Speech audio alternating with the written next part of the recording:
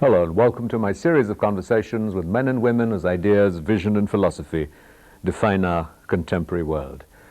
My guest today has wrought a remarkable fusion, a synthesis between yoga, modern dance and Bharata Natyam. She's a philosopher, a scholar and a dancer of great repute who's performed at stages and auditoria across Europe, the United States, India, many parts of the world. She has a PhD in dance from New York University, has trained under legends such as Martha Graham, Bala Saraswati, and B.K.S. Iyengar, the yoga teacher. I'm delighted to welcome... If I said something wrong. No, I'm just impressed that you know that by heart. Well, I'm delighted to welcome Uttara Asha Coorlawala. Thank you. Tell me, you have worked and trained under so many masters, and in a sense you've emerged as, I don't know if it's an appropriate word to call you a master, or is there a gender equivalent of that? I have no idea. And pretty much led from the front in now what has been described as a sort of intercultural fusion of different forms. It's called that now, yeah. So tell us, sort of, you know, a 101. You teach at Barnard College in New York and at Long Island University, and you're a visiting professor at UCLA and loads of other places. So give us a 101. What is it, this dance form that you have developed? Well, in those days when I started, we only had Bharata Natyam and not a lot of it, and then we started to see Odissi, and of course there was Kathak, and hardly ever in the cities we saw Kathakali, and I'm from Bombay. So we wondered, you know, what was there that was right for us, that we were educated in English and with a considerable amount of westernized upbringing, and yet living in India and never been out of India at that time. What do we do? So that's how it began, questioning. Then when I studied Bharatanatyam, I thought, you know, I can't really quite get this. I mean, there's so many girls around Krishna, I wouldn't like it that way. It's much later, of course, when I met my yoga guru, I got it on the spiritual archetypal, more abstract level. So what did you get from B.K.S. Iyengar and yoga? Oh, he's wonderful. That would connect to what seemed sort of more a cultural story part of being one of Krishna's many gopis. What did you get? I don't know. What I got from Iyengar was, I was actually looking for a ballet class, and I saw these people in shorts and doing back bends and all kinds of things, and I was fascinated. Then I just went up to him and said, do you think I could learn this? He said, come next Saturday morning at 7 o'clock. So that was in Pune? No, in Bombay. He used to teach every weekend in Bombay, Saturdays and Sundays from 7 to 11. And by 11 o'clock I'd be so exhausted I'd just go to the swimming pool and lie there. So let's just go back to this sort of the Indian dance that you learned and Bharata Natyam. And what brought you into dance? What motivated you? What excited you? It's hard to say. My mother says that I always was fascinated by it. When my father would play music, we would improvise. We didn't really have any antecedents in our family, which I think is a good and a bad thing. A bad thing in the sense that I didn't have the kind of training that other people had beforehand. I mean, Zakir Hussain is incredible. You know, you get that from the family. So that the good thing was, I guess, that it left me a blank slate to explore with. Yeah. So when you start, you know, learning Bharata Natyam, and you've already, you know, pointed to sort of some of the cultural subtexts to it, but at the same time, it's a very rigorous discipline. Extremely. There is a great sort of relationship that you develop between you and the body and the mind, in a sense. Yes. So what were the sort of first gratifications that you got from Bharata Natyam? My first gratifications were really from yoga and athletics. They were not from Bharata Natyam. Bharata Natyam came later, and they weren't so much physical as the excitement of the rhythms. and the excitement of coordinating all the rhythmical stuff that happens. That your head is going at one rhythm, your arms at another, your feet at another. That was, to me, very, very interesting. And then it's spiritual background, and it's the security it offers its dancers. I saw that the Bharata Natyam dancers always looked perfectly safe, always looked totally comfortable, as if there was no stress or responsibility that they had to shoulder. And that made me very curious. But why do you think that was the case? Because it's so prescribed, in a sense, it's circumscribed by a discipline, a very rigid discipline within which you perform and you're free, but the framework is there. At that time, it was different, okay? It may have been all of those things you're describing, but it was also a discovery, because not many people knew about Bharata Natyam at that time. One of my classmates had an Arangetram and invited the whole class, and I was the only one who went. And what, out of 40 kids, only one was interested, and I had never seen Bharata Natyam till then. So it was a discovery in a way, a discovery more than a sense of something rigid or something bound. So what did you discover? That here's a way of looking at the world, that here's a kind of a security in performing, that since there's this whole tradition behind you, all you have to do is do it. And you don't have to express anything, you don't have to perform in a sense, you just do it correctly, and that's all you have to do, as clearly as you can. And that to me was an amazing experience. Whereas I think I owe it to the way I was taught. Every time I do it wrong or make a mistake, he'd say, "Asha baby, baith jao." So I'd say, "Why?" He said, "Just let's talk a bit, then you try it again." Then once I did it right, he'd say, "Okay, do it one more time," and then he'd say, "All right, that's enough for today." So it was a very calm sort of way to enter into this kind of field, whereas in New York, the dancing field was very extremely competitive. There are 100 people competing for a scholarship. If I didn't get one, I'd have to go back home to India, because P forms and all that stuff was so complicated. Well, we'll come to your time in New York and the United States in a moment. So different. You're watching a conversation with Uttara Asha Coorlawala. We'll be right back after a short break. Don't go away. Welcome back to a continuing conversation with Uttara Asha Coorlawala. You had just sort of begun talking to us about New York, and you went there as an undergraduate to Smith College, and then decided that this is where you wanted to be and pursue dance much more vigorously. What was the lack?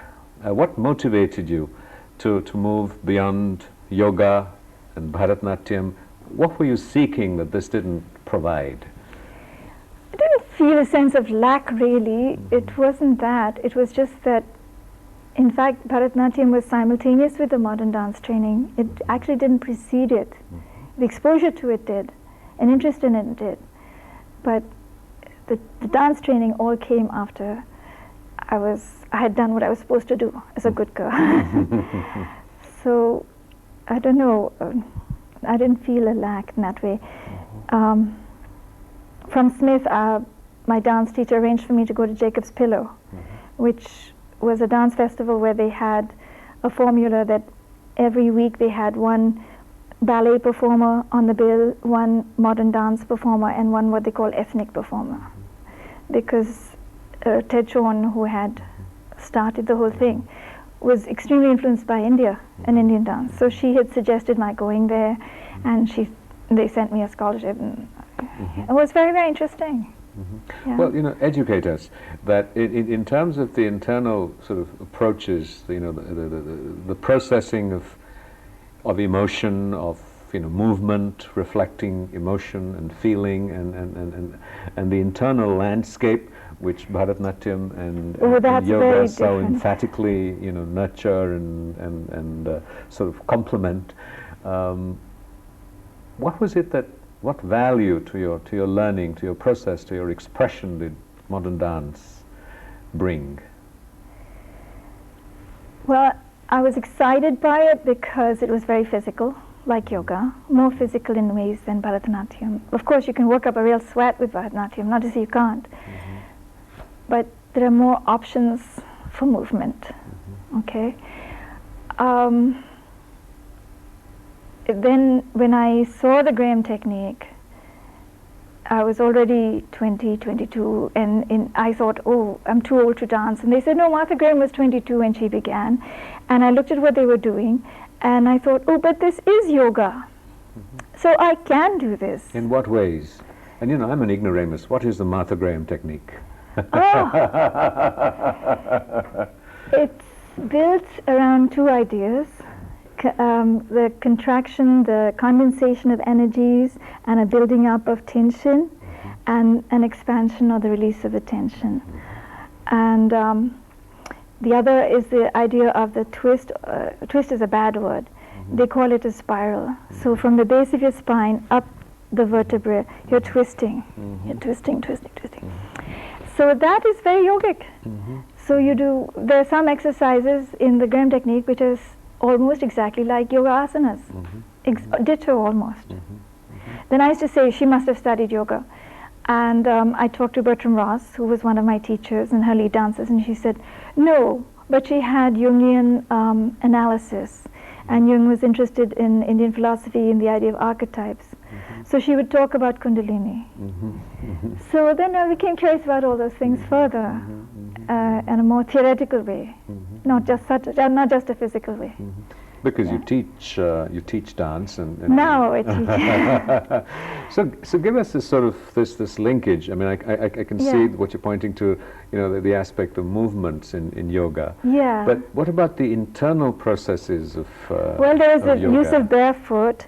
The idea that in modern dance you create a rule and you generate your choreography based on your own rules, and your rules should in some way emanate from your inner self.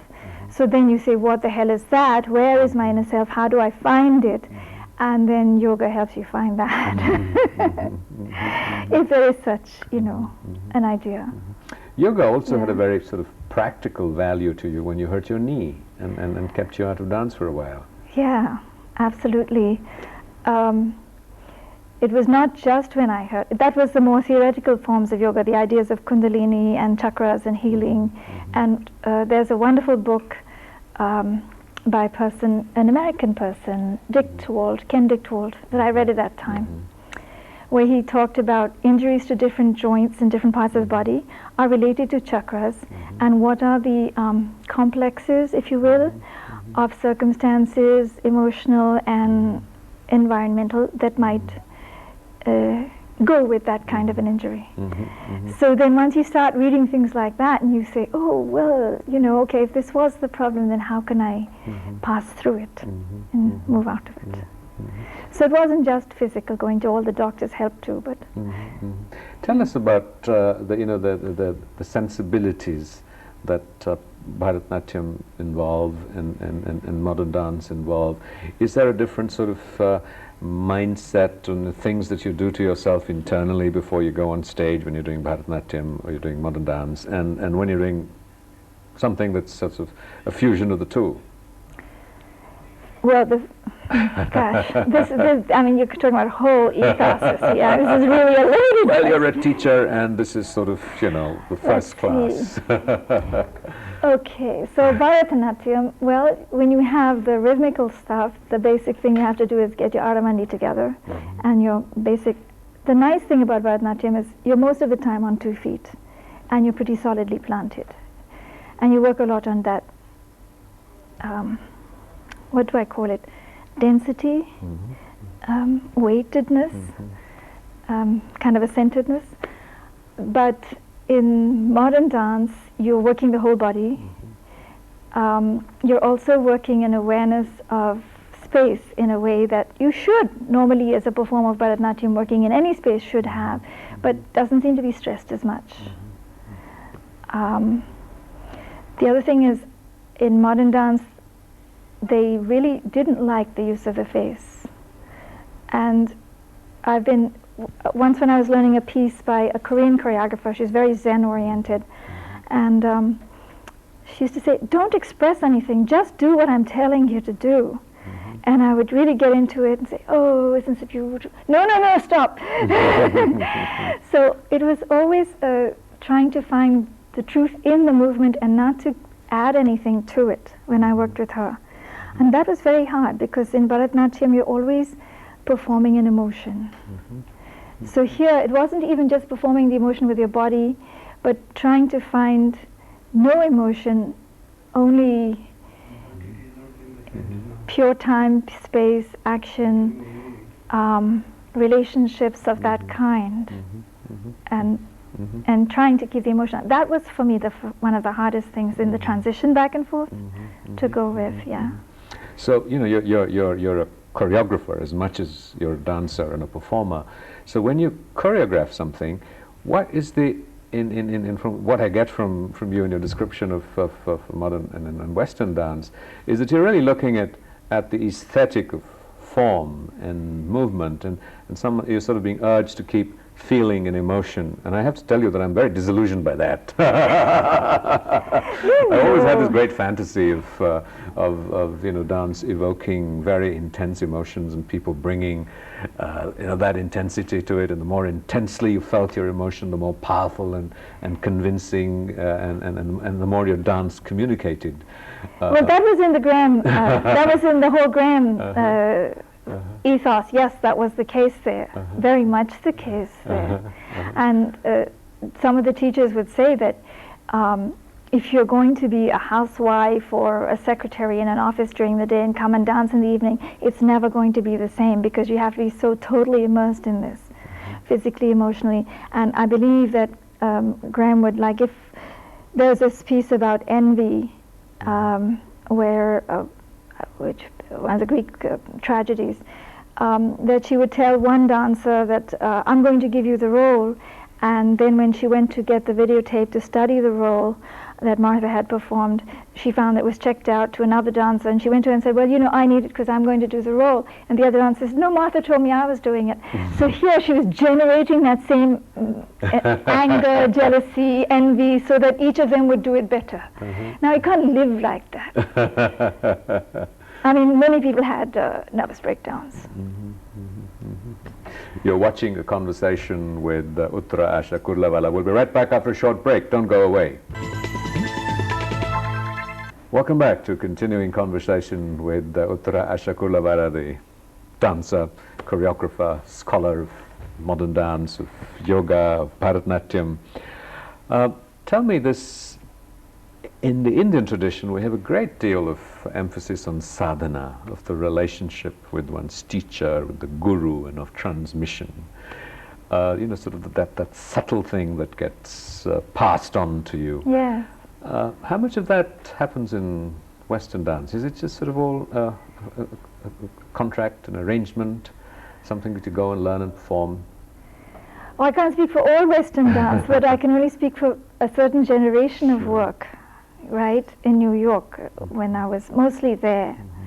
And modern dance came a little later to Europe, actually when I was performing in Europe, which was kind of good for me.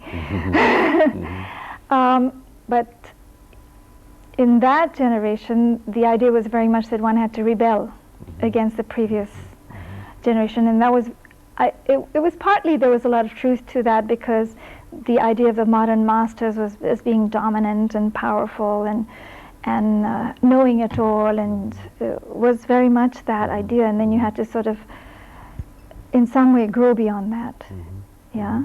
So then you had Merce Cunningham leaving Martha Graham, and then the younger school coming up and saying, well, we're going to ditch the whole idea of training, and we're going to explore the meaning of dance in natural movement, in movements that I pick up from the audience. So if I saw you nodding like this, I would turn into a whole dance, I'd make this into dancing, choreograph a whole thing like that, on the spot, things like that. So then they were dancing in the streets. It was an iconoclastic time. It was very exciting. I got involved with a show once where I was supposed to go on the stage at a particular time, and right before I had to go on, they opened the back of the theater was a barn, and it was snowing outside, so people started throwing snow at the stage.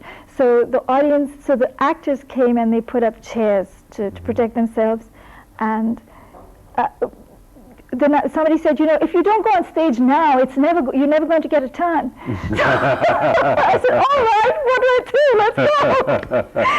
It was totally wild.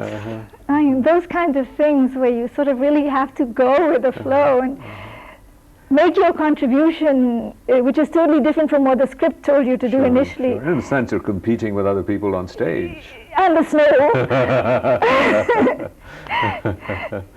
So tell me, when you do the kind of work that you do and you bring this together in a sense, what is it that you're trying to say? What is it that you're seeking to communicate to your audience?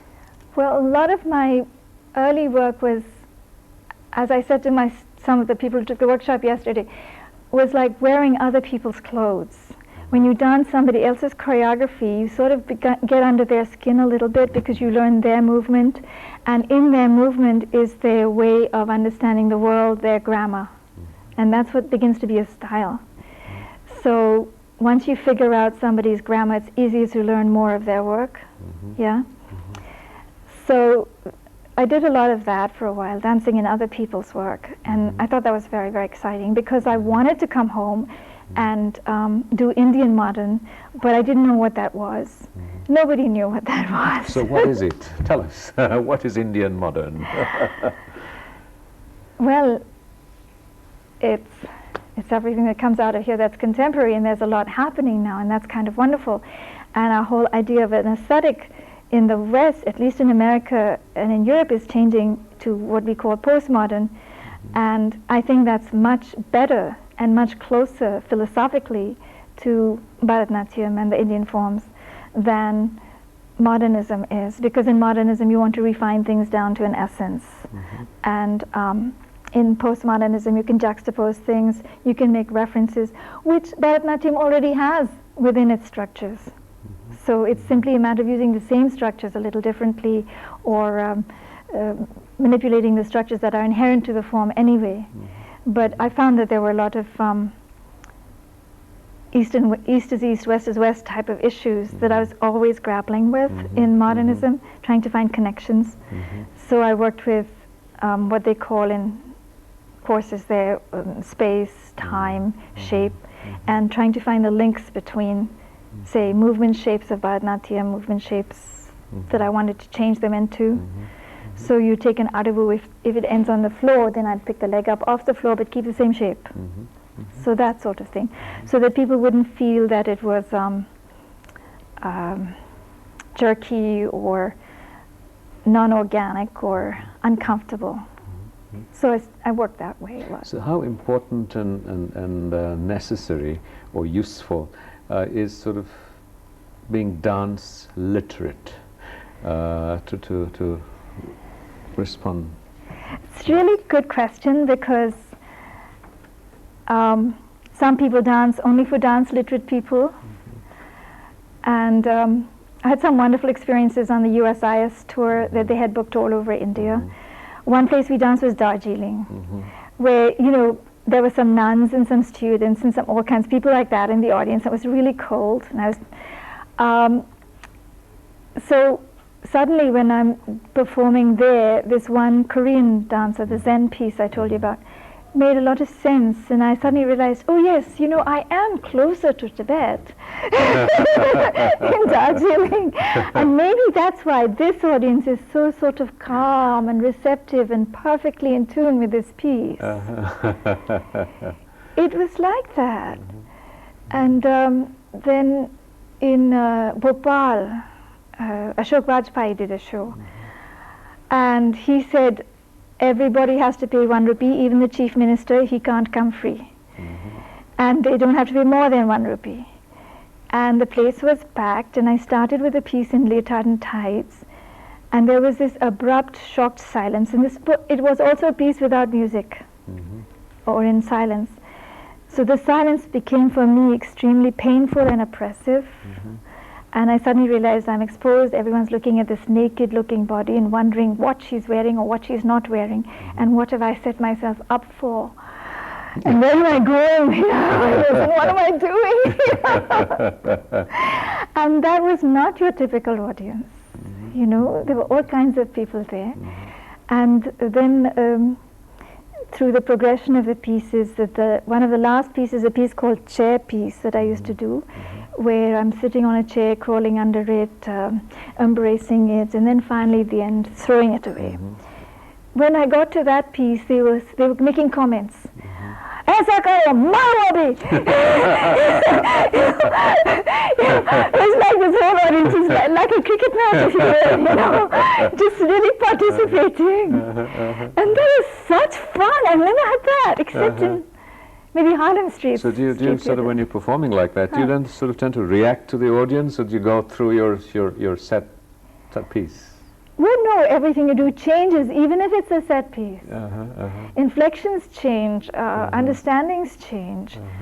Everything, the meanings change. Yeah. One time, Chandra was watching me rehearse This is Chandralekha. Chandralekha, Yes. a very proper padam, right, about longing for the beloved. And when she walked in and sat down, the whole thing changed. It became funny. Because you suddenly became conscious that Because she I was in became the audience. conscious of her very feminist, anti-longing for the beloved perception.